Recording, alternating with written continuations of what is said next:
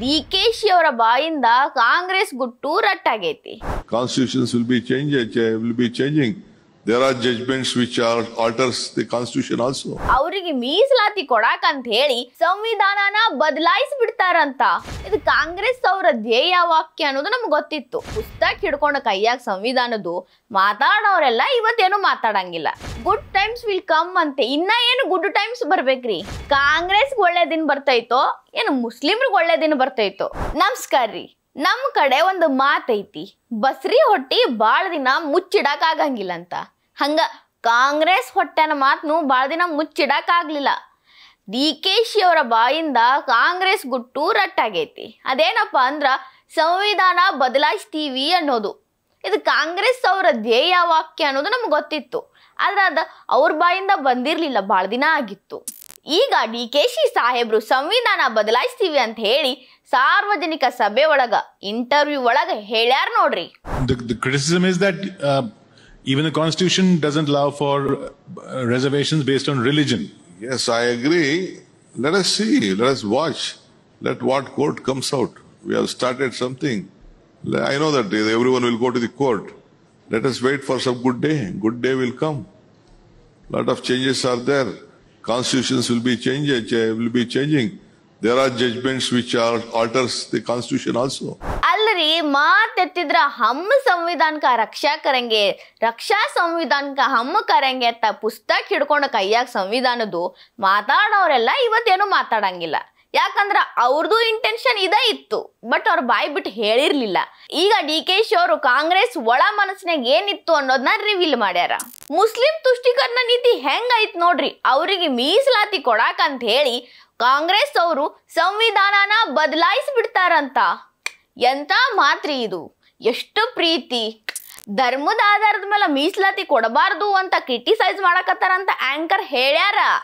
ಆದ್ರೂ ಡಿಕೆಶಿ ಸಾಹೇಬ್ರೇನ್ ಹೇಳ್ತಾರ, ಹೌದು ನಾವು ಒಪ್ಕೋತೀನಿ ಅಂತಾರ.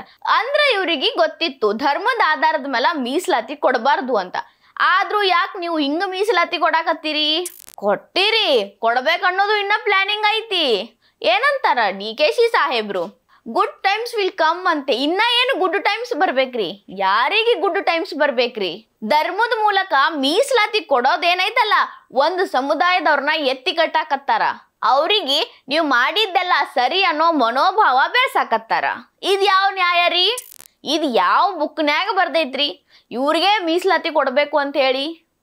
ಸಂವಿಧಾನನ ತಿದ್ದಾಕತ್ತಾರ ಅಂದ್ರ ಅರ್ಥ ಮಾಡ್ಕೊಂಬಿಡ್ರಿ, ತಮ್ಮ ವೋಟ್ ಬ್ಯಾಂಕ್ ಗಟ್ಟಿ ಮಾಡ್ಕೊಳಕ ಅವ್ರು ಯಾವ ಮಟ್ಟಕ್ಕೆ ಬೇಕಾದ್ರೂ ಇಳಿತಾರ ಅಂತ. ಡಿಕೆಶಿ ಸಾಹೇಬ್ರು ಒಂದು ಮಾತು ಹೇಳಿದ್ರು, ಗುಡ್ ಡೇಸ್ ವಿಲ್ ಕಮ್ ಅಂತ.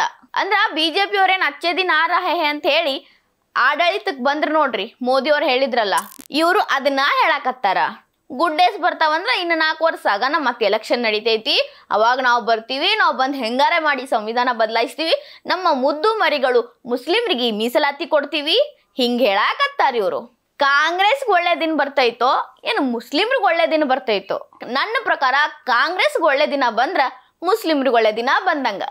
ನಾವೆಲ್ಲರೂ ಗಂಟು ಮೂಟೆ ಕಟ್ಕೊಂಡು ಬ್ಯಾರೆ ದೇಶಕ್ಕೆ ವಲಸೆ ಹೋಗೋ ಸಂದರ್ಭ ಬಂದಂಗ ಅಷ್ಟೇ ರೀ. ನಿನ್ನೆ ಇಂಟರ್ವ್ಯೂದಾಗ ಒಂದು ಮಾತಾಡ್ಯಾರ, ಇವತ್ತ ಬೆಂಗಳೂರಿಗೆ ಬಂದು ಇನ್ನೊಂದು ಮಾತಾಡತ್ತಾರ. ಡಿಕೆಶಿ ಸಾಹೇಬ್ರು ಏನ್ ಹೇಳಕತ್ತಾರ? ಸಂವಿಧಾನ ಅಂದ್ರೆ ನಮಗೇನ್ ಗೊತ್ತೈತಿ, ನಮ್ದು ಕಾಂಗ್ರೆಸ್ ಪಕ್ಷ ರಾಷ್ಟ್ರೀಯ ಪಕ್ಷ, ಸಂವಿಧಾನ ಕೊಟ್ಟಿದ್ದ ನಮ್ಮ ಪಕ್ಷ.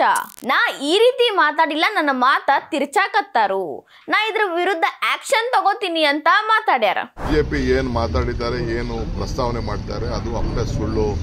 ನಾನು ಹೇಳಿದ್ದೇನೆ, ನಾವು ಇಂಥ ಅನೇಕ ಸಂದರ್ಭದಲ್ಲಿ ಕೋರ್ಟ್ಗಳಲ್ಲಿದೆ, ಕೋರ್ಟ್ಗಳಲ್ಲಿ ಚರ್ಚೆ ಆಗ್ತದೆ, ಇವೆಲ್ಲ ಕೋರ್ಟ್ಗೆ ಹೋಗ್ತದೆ, ಕೋರ್ಟ್ಗಳಲ್ಲಿ ಬೇಕಾದಷ್ಟು ಸಂವಿಧಾನಗಳು ಪಾಸ್ ಮಾಡಿದ್ದೇನೆ ಹೊರತು ನಾನು ಇದು ರಾಜಕೀಯವಾಗಿ ಅದನ್ನು ಉಪಯೋಗಿಸ್ಕೊಳ್ತೇನೆ. ಅವ್ರಿಗೇನು ಇಲ್ಲ, ಅವ್ರಿಗೆ ರಾಜಕೀಯ they have failed in their budget.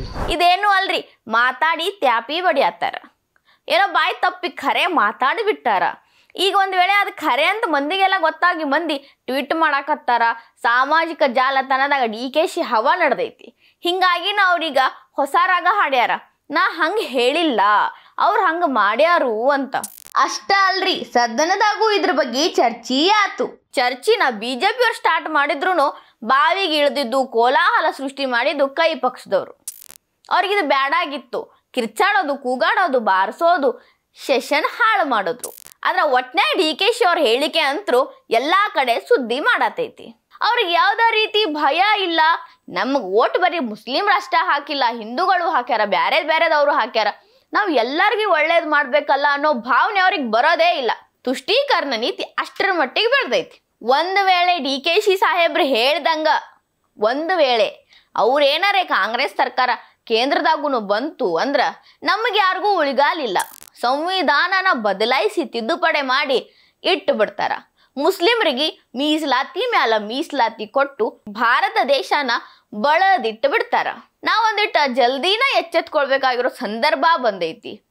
ಇಲ್ಲಂದ್ರ ಇವ್ರು ಮಾಡೋ ಮಸ್ಲತ್ಗೆ ಬಲಿ ಆಗ್ಬೇಕಾಕೈತಿ. ಈ ವಿಡಿಯೋ ನಿಮ್ಗೆ ಇಷ್ಟ ಆಗಿದ್ರೆ ಲೈಕ್ ಮಾಡ್ರಿ, ಶೇರ್ ಮಾಡ್ರಿ, ಕಮೆಂಟ್ ಮಾಡ್ರಿ. ಇನ್ನ ಇಂಥವು ಹೆಚ್ಚಿನ ವಿಡಿಯೋ ನೋಡಕ ಹೊಸ ದಿಗಂತ ಡಿಜಿಟಲ್ ಚಾನಲ್ಗೆ ಸಬ್ಸ್ಕ್ರೈಬ್ ಆಗ್ರಿ.